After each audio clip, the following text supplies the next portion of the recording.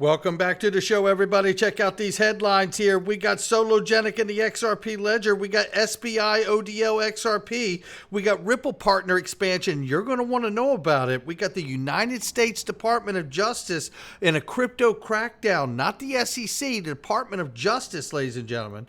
G7 and crypto roll-in payments. And guess what? Breaking news. EU MICA just adopted the first wave of their framework. All identities must be required for crypto transactions. How about that one? And so much more. Somebody roll that beautiful intro.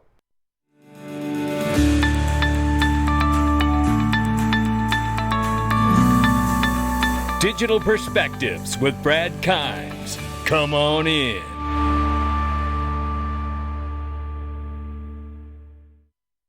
Welcome back to the show, everybody. You can follow us on Twitter and YouTube for exclusive content. Right now, it's $1.17 trillion market cap for crypto. The market is off by 1.1%. Good afternoon. 27,000, slightly over for Bitcoin. We see Ethereum at 1821 and change. Tether market cap is 82.9 billion plus, and XRP is 42 cents. Ladies and gentlemen, good afternoon. And if you haven't taken a look at this, not only can you use Glint to buy, save, send, and spend gold wherever you want with your MasterCard debit card and have physically allocated gold and have your own alternative to the banking system, but you also, if you're accredited, can become an investor in Glint today. And here's the information for it. Click the link for Glint underneath the video and check out my sponsor. Very quickly here, top attorney Jeremy Hogan here says what Coinbase stands to lose if it relists XRP. And it's a very good point. I want to share it quickly with you. According to Jeremy Hogan, he says if Coinbase relists XRP and Ripple eventually loses the lawsuit against the SEC, the leading San Francisco-based exchange would be put on its back heels in its pending litigation. Any chance of a relisting prior to Ripple verdict went out the window with the SEC's Wells notice, in my opinion, said Jeremy Hogan. There you have that. Shout out to Jeremy.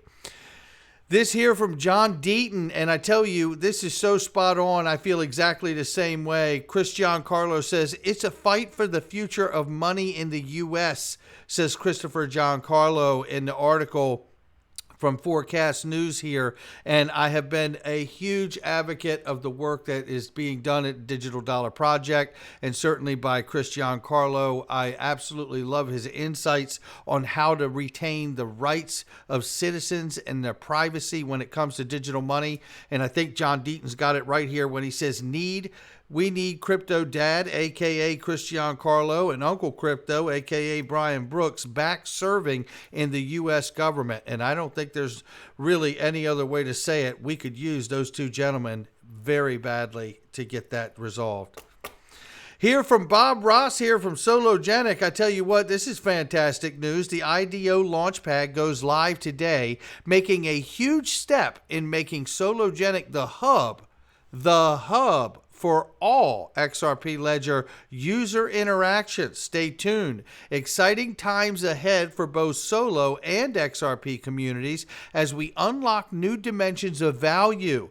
Let's decentralize the world together. Well said, Bob. Yeah, I'm all about it. Let's do that.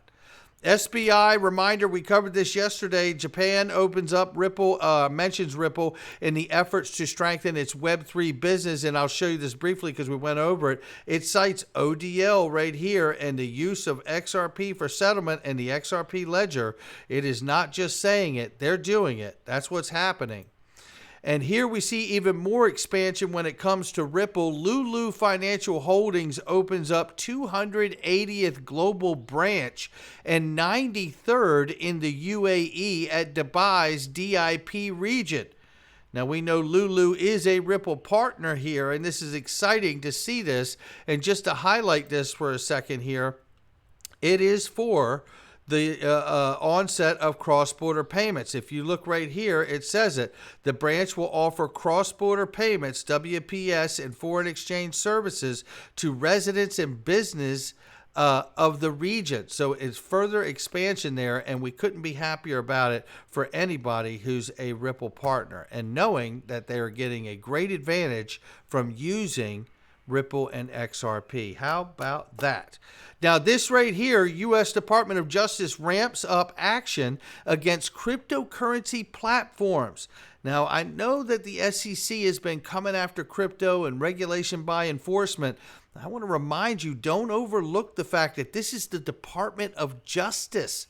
Okay, so this is not just the SEC anymore, and we know about NCEAT. We've covered this originally, which is the panel that was put together. The National Cryptocurrency Enforcement Team is specifically targeting cryptocurrency exchanges that allow criminal actors to easily profit from their crimes and withdraw money in an effort to combat crime in the sector.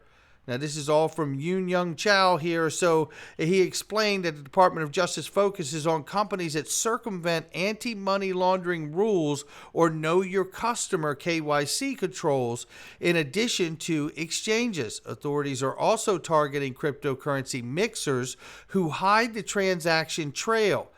The NCEAT director says and claims that the scope of cryptocurrency-related crimes has expanded dramatically over the past 4 years, and that the increased adoption of digital assets by the general public has only made matters worse. So this is what they're pursuing and why they're pursuing it right here. So you see it. This is not the SEC. This is the Department of Justice. So think about that for a second. There's a whole nother wave of things coming our way here. And pay attention. We got some breaking news from the EU here as well. This right here, CBDCs may play key role in global payment, says the G7. Well, you know what? No surprise here now, is it? Because the meeting of the G7 committee has raised potential role of the central bank digital currencies in ensuring a stable, transparent global financial system. It says a reliable, stable, transparent global financial system is key foundation for our economic financial activities, and CBDCs could have a substantial role to play in this context. CBDCs are at odds with the Bitcoin ideal of decentralization issued by central banks. It says they are a digital form of the country's fiat currency, as we know. The G7 added, any CBDC should be grounded in, amongst others, transparency, the rule of law, sound economic governance, cybersecurity, and data protection. It added that it welcomes the International Monetary Funds on the work of CBDC's handbooks for nations to follow. This is something we've been watching for a long time. They do mention the travel rule from back in 2019, as well as the Financial Action Task Force, which is FATF. These things are all playing hand in hand to globally coordinate rules for cryptocurrency and digital assets. Right here, we see a huge step forward. The first legal framework has been adopted by the European Council here. It is now official. The Council unanimously approved the MiCA regulation and new anti-money laundering measures for crypto transfers. And here's everything you need to know here. Landmark's new crypto rules were signed off on Tuesday by Finance Minister of the EU, European Union.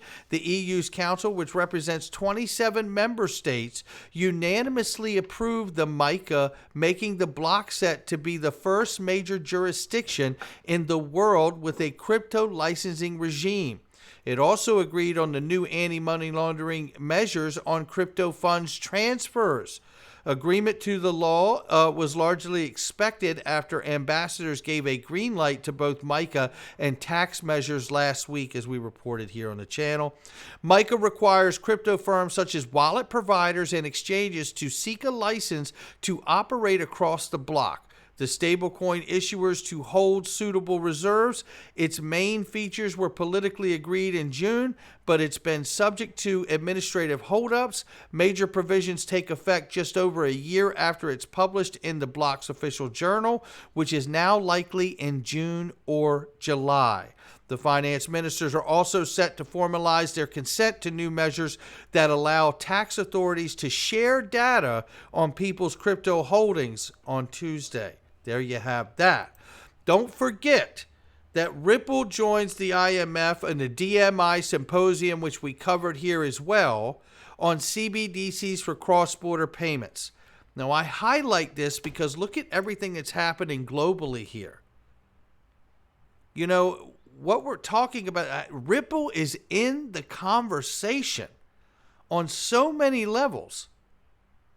The IMF working with the G7, the IMF talking with Ripple, working with Ripple. We've covered it in years past about the PDFs that cite Ripple and XRP and RippleNet. The Financial Stability Board, the Financial Action Task Force, all of these things are really working together in a coordinated fashion globally to bring in what will be, whether we like the way it looks on the other side or not, and I certainly believe we should fight for what we want, but a new system is on its way in, ladies and gentlemen, and it involves central bank digital currencies, and in the EU, it involves giving your identity before transactions or moving and transfers of money, and it also looks like there's a great possibility, and I'm speculating here, that it could involve Ripple and XRP in the ledger at some point in the future. Not financial advice from me or anyone else. It's just my digital perspectives. I'll catch all of you on the next one.